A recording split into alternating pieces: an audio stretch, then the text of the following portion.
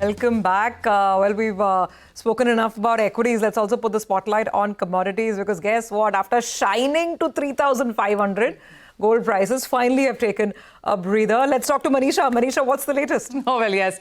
3,500, done, dusted, been there, done that, and we've seen some profit taking. Well, the interesting point is that after hitting $3,500 an ounce, there was a bout of profit taking correction on the lower side. So prices did hit that record highs, with the various global banks and brokerages have been talking about. And they've also been saying that 3,500 would come in by April and it would peak out by May, is what we've been hearing. But 1.2% of a decline in the overnight markets is what we've seen in gold.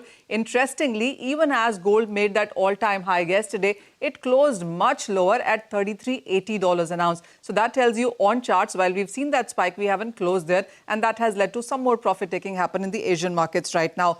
Also, gold is showing some exhaustion now, finally, after gaining $850 an ounce in this year alone since 1st of January. We started this year with $2,650 and we've done $3,500 on the higher side. So that's almost $900 plus kind of a rally that we've seen in the intraday market there. These are the Indian gold prices then. Well, we've seen an all-time high of 99,400 already there. Add 3% GST to that. And that's exactly what we've been talking about in the last 24 hours on the kind of run-up that we've seen in Indian markets. And a lakh rupees per 10 grams, it has been a reality. But for India as well, we're trading at around 96,000 right now. So it's nearly 3,000 rupees off in the Indian markets from those all-time highs. What's leading to this decline? Well, one is the dollar index, which has come off its oversold zones. It's trading above 99 right now, and that has led to some profit taking. The equity markets in India globally have seen some stability coming in. That has been the reason. And then the couple of statements coming in from US, one from the US Treasury SEC saying that they expect de-escalation in US-China trade conflict has led to the decline. And the other has been US President backing away from those statements that he earlier made on threats about firing perhaps Fed Chair Powell. So that has led to some easing in markets as well.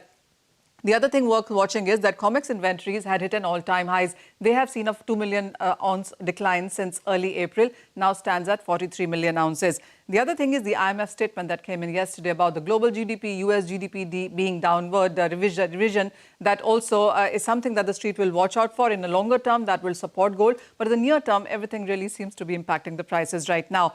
Long term, and let's talk about that now, and that is still bullish. If you look at the global ETF holdings, they are at September 2023 highs. Indian ETF holdings have been at the highest level as well. The US gold ETF holdings are at an all-time highs also. Also, the global central bank buying has just about continued for the month of March as well. And then now there are statements from China that they will now invest in internationalizing the Shanghai Gold Exchange, also the warehouses for global delivery. This is clearly coming in competition of the LME and the LBMA. So this would be an interesting development to watch out for. My last plate shows you on what is the gold outlook from here on now. With 3,500 done, and we are up 30% in this year. In last 12 months, we are up by 45 or 46%. The banks do believe that near term, there could be some correction coming in. There are various banks now saying that with 3,500 done, 3,200, even $3,000 an ounce, a correction until then is a possibility. But then come by the end of or the second half of 2025, there are higher targets coming in. Deutsche Bank, for one, believes 2,900 would be back by the end of this year. And then you also have Goldman Sachs talking about 3,700 by the end of this year. ANZ talks about 3,600. So slightly higher levels from there. But when you look at 2026, many of these banks and brokerages are still talking about 3,800, 4,000, 4,500 by the end of next year. So, well, yes, near-term exhaustion and correction, but longer-term still bullish. Okay, all right. Manisha, thank you very much for that. So, those gold price targets are still very lofty.